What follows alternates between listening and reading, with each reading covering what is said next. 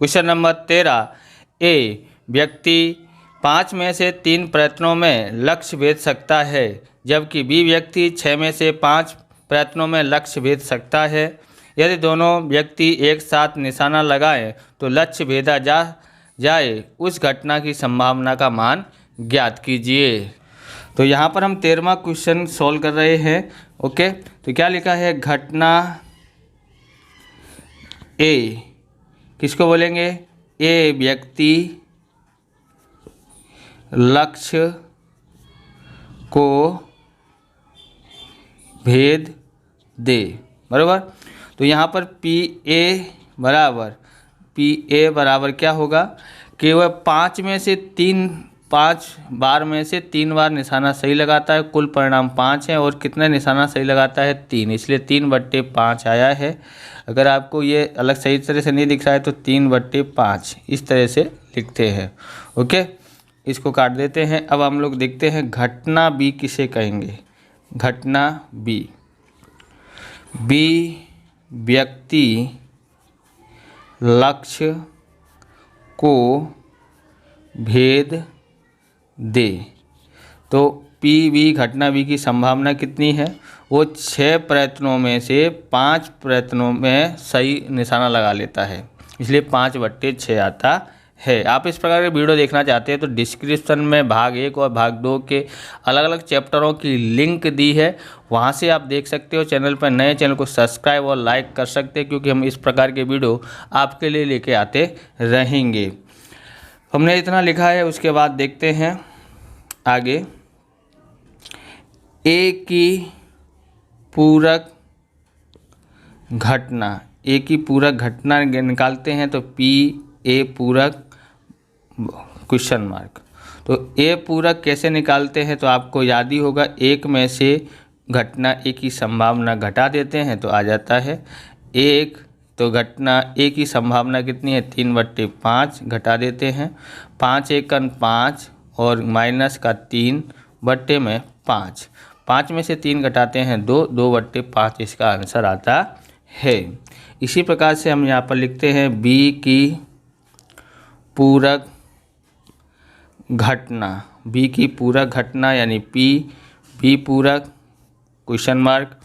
हम यहाँ पर लिखते हैं पी बी पूरक बराबर 1 माइनस पी बी बराबर, इसका सूत्र है ये 1। घटना बी की संभावना 5/6 है, 6 एकन 6 माइनस 5/6 कितना बचता है, 1/6 इसका आंसर आता है। अब हमको आगे ज्ञात करना है 2 में से कम किसी एक व्यक्ति द्वारा लक्ष्य भेद दिया जाए, बराबर। तो कितना हो सकता है, तो यहाँ पर ध्यान रखेंगे, यहाँ पर सूत्र है संभावना का नियम के अनुसार ए संग बी प्लस दोनों भेद रहे हैं तो कितना भेज सकते हैं, और पी ए पूरक प्रतिच्छेद बी पूरक बराबर 1 होता है। ओके, हमको ज्ञात करना है ये पी ए संग बी दोनों साथ में लक्ष्य भेज रहे हैं तो भेज सकते हैं कि नहीं भेज सकते हैं, ये देखना है। 1 ये उधर जाएगा तो ये माइनस का हो जाएगा, बराबर। यहाँ प्लस का निशान यहाँ माइनस का हो जाएगा, ये उधर चला जाता है तो ए पूरक प्रतिच्छेद बी पूरक। ओके, अब यहाँ पर निकालते हैं 1, हमको ये मालूम है नहीं, इसका डायरेक्ट सूत्र हमको मालूम नहीं है, तो हमको ऐसा ज्ञात कर सकते हैं पी ए पूरक गुणा बी पी बी पूरक, ये इसका सूत्र है इसका। ओके, तो 1 पी ए पूरक कितना है, 2/5 निकाला है अभी अपने, और ए निकाला है बी पूरक 1/6 निकाला है, बराबर। सबसे पहले गुणा किया जाता है, 2 एकन 2 और 5 छिंग 30। उसके बाद हम यहाँ पर देखेंगे 30 एकन 30 माइनस 2/30। ओके, कितना आता है, 30 में से 2 घटाते हैं तो 28/30 कटता है 2 से, हाँ 2 एकन 2 2 चौक 8 और 2 एकन 2 2 पंजे 10 14/15 इसका आंसर आता है। हम क्वेश्चन नंबर 14 करते हैं। तो क्वेश्चन नंबर 14 है, एक व्यक्ति 90% मामलों में सच बोलता है जबकि बी व्यक्ति 80% मामलों में सच बोलता है। ए और बी व्यक्ति एक ही तथ्य को प्रस्तुत करने में उसका मतलब में अलग अलग हो तो उस घटना की संभावना का मान ज्ञात कीजिए। तो यहाँ पर हम क्वेश्चन नंबर 14 का सॉल्यूशन कर रहे हैं, ध्यान से समझना है। कुल परिणाम मतलब होता है 100%, बराबर, क्योंकि प्रतिशत में दिया है इसलिए प्रतिशत कितना होता है टोटल, तो 100 का होता है, इसलिए हम यहाँ पर लिखते हैं कुल परिणाम तो हमारा 100 है। अब घटना ए किसको मानेंगे, ए व्यक्ति 90% मामलों में सच बोलता हो तो पी ए बराबर 90/100। ओके, तो इसका कितना आता है 0.9, 0 से 0 काट तो 0.9 या 90 भी लिख सकते हैं। तो घटना ए की संभावना 0.9 है। अब घटना बी बराबर बी व्यक्ति 80% मामलों में सच बोलता हो तो सच बोलता हो तो इसकी घटना ज्ञात करते हैं पी बी। तो इसका 80% है और कुल परिणाम कुल परसेंट कितना होता है 100 में से 80। तो 0 से 0 काट दो 0.8 इसकी संभावना आती है। आगे देखते हैं, अब इनकी पूरक घटना ज्ञात करेंगे। तो ए की पूरक घटना को दर्शाते कैसे हैं, पी ए पूरक। ओके, तो पी ए पूरक ज्ञात कर रहे हैं। एक में से घटना ए की संभावना घटा दो तो ए की पूरक घटना आ जाती है। तो 1 - 0.9 घटा देते हैं तो 0.01 आता है। ये किसकी कीमत है, तो ये पी ए की कीमत है। ओके, अब हम लोग करते हैं बी की पूरक घटना। बी की पूरक घटना यानी पी बी पूरक बराबर। ओके, इस तरह से करते हैं। उसके बाद हम लोग क्या करेंगे, यहाँ पर पी बी पूरक बराबर 1 - पी बी पूरक। तो एक में से पूरक नहीं, पी बी घटाएंगे तो इसकी कीमत कितनी है 0.8 है। तो ये कितना आ जाता है 0.1 में से 0.8 घटाते हैं तो 0.2 आता है। ओके, अब हम यहाँ पर ज्ञात करते हैं ए प्रतिच्छेद बी पूरक, मतलब क्या है, ए व्यक्ति सच बोले, व्यक्ति ए सच बोले और बी व्यक्ति झूठ बोले, बराबर। ए व्यक्ति सच बोले और बी व्यक्ति झूठ बोले, ये ज्ञात करना है। तो इसका क्या आएगा, ए प्रतिच्छेद बी पूरक बराबर, कैसे ज्ञात कर सकते हैं, पी ए गुणा पी बी पूरक। ओके, इसका ये लिख दिया है और इसका पूरक का पी पूरक बी लिख दिया है, बराबर। पी बी पूरक लिखा हुआ है। इसकी कीमत कितनी है, तो 0.9 है और इसकी कीमत कितनी है 0.2। गुणा करते हैं तो 0.18 आ जाता है। ओके, दूसरी घटना ज्ञात कर सकते हैं कि अगर बी व्यक्ति सच बोले और एक व्यक्ति झूठ बोले तो यहाँ क्या है, बी व्यक्ति सच बोले और ए व्यक्ति झूठ बोले,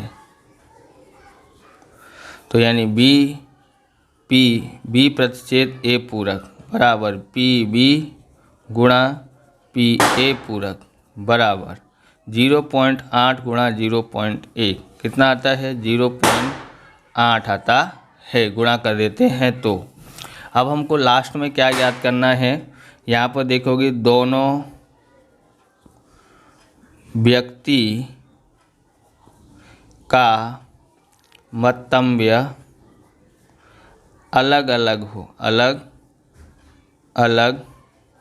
हो तो पी ए प्रतिच्छेद बी पूरक प्लस पी बी पूरक बी प्रतिच्छेद ए पूरक। मतलब एक झूठ बोलता है तो एक सत्य बोलना चाहिए और एक सत्य बोलता है तो दूसरा झूठ बोलना चाहिए। इस तरह से हमको ज्ञात करना है बराबर। इसका ये हमने ज्ञात कर लिया है तो 0.18 आया था और इसने को ज्ञात किया है तो 0.8 आया है।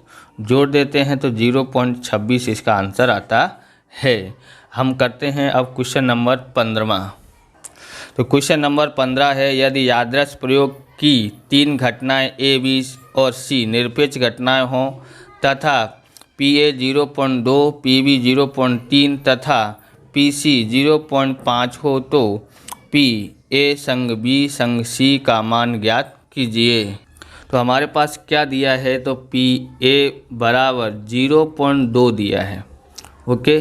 पी बी बराबर 0.3 दिया है, ओके। और पी सी बराबर दिया है 0.5। हमको ज्ञात क्या करना है, पी ए संग बी संग सी ज्ञात करना है। तो इसका सूत्र हम यहाँ पर देखते हैं। तो इसका सूत्र है पी ए संग बी संग सी बराबर, क्या सूत्र है, पी ए प्रतिच्छेद plus P B plus P C minus P A प्रतिच्छेद बी माइनस पी ए प्रतिच्छेद सी माइनस पी बी प्रतिच्छेद सी प्लस पी ए प्रतिच्छेद बी प्रतिच्छेद सी। ये है हमारे पास। देखो क्या क्या है, तो ये हमारे पास हैं, हमारे पास ये नहीं है, ये नहीं है, ये नहीं है, ये नहीं है, तो इसको हम ऊपर ज्ञात कर लेते हैं। तो सबसे पहले हम यहाँ पर देखते हैं, पी ए प्रतिच्छेद बी ज्ञात करते हैं। तो इसका क्या होगा, तो पी ए गुणा पी बी। पी ए कितना है, तो 0.2 है, गुणा पी बी कितना है 0.3, तो 2 तिया 6 हो जाता है, तो 0.06 इसका आंसर आता है, ओके। ऐसे ही पी ए प्रतिच्छेद सी ज्ञात करते हैं, मतलब पी ए गुणा पी सी। तो पी ए कितना है, तो पी ए है 0.2 और ये है 0.5, पी सी 0.5 है, 2 पंजे 10 होता है, 0.10 आता है इसका आंसर। कितना आता है, 0.10 आंसर आता है, और वह 1 भी लिख सकते हैं। अब पी बी प्रतिच्छेद सी ज्ञात करना है, मतलब पी बी गुणा पी सी। पी बी कितना है 0.3 और वो कितना है 0.5, 3 पंजे 15, यानी कि 0.15 इसका आंसर आता है। अगला ज्ञात करते हैं पी ए प्रतिच्छेद बी प्रतिच्छेद सी, मतलब पी ए गुणा पी बी गुणा P C, okay. P A कितना है 0.2, ये कितना है 0.3 और पी सी कितना है 0.5। देखो 2 तिया 6, 6 पंचे 30, यहाँ पर 1, 2, 3 अंकों के आगे पॉइंट आएगा, तो मतलब यहाँ पर 0.030 आता है। तो इसको कैसे लिख सकते हैं, 0.03, ये हमारा आंसर है। अब हम यहाँ पर रख देते हैं सबकी कीमत।